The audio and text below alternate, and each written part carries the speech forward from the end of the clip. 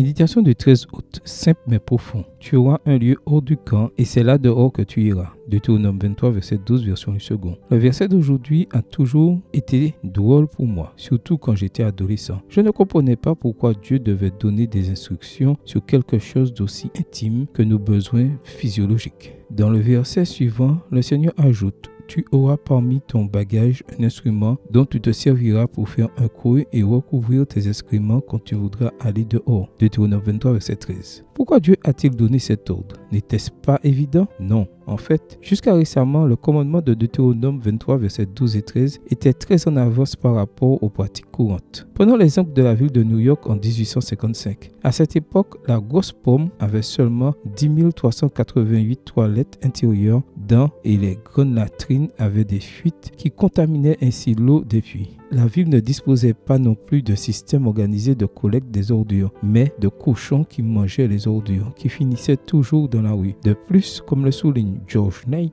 les chevaux ont exacerbé le problème. Dans les rues de New York en 1900, les chevaux déposaient quotidiennement plus de 1100 tonnes de fumier et 2227 000 litres d'urine. En résumé, la mauvaise gestion des déchets au 19e siècle a été la principale cause de maladies et d'épidémies qui ont décimé la population de plusieurs villes des États-Unis. Aujourd'hui, nous avons beaucoup de raisons d'être reconnaissants des progrès de la science et de la technologie, sans oublier que la science moderne a simplement rattrapé la parole de Dieu qui, il y a plus de 3000 ans, conseillait déjà l'hygiène face aux déchets polluants. Dieu ne s'intéresse pas seulement à ta vie spirituelle ou à ton salut éternel. Il veut aussi que tu prospères à tous égards et que tu sois en bonne santé. 3 Jean 2. Jésus est venu nous donner la vie en abondance, voir Jean 10, verset 10. Les principes de santé que nous trouvons dans la Bible ne sont pas simplement des règles dépassées ou obsolètes, mais proviennent plutôt d'un Dieu aimant qui veut que nous vivions mieux. C'est pourquoi le Seigneur a promis que si nous suivons ses conseils en matière de santé et d'hygiène, il nous gardera des maladies, voir Deutéronome 14, verset 15. C'est simple mais profond. Amen. Bonne journée à toi et que le Seigneur te bénisse.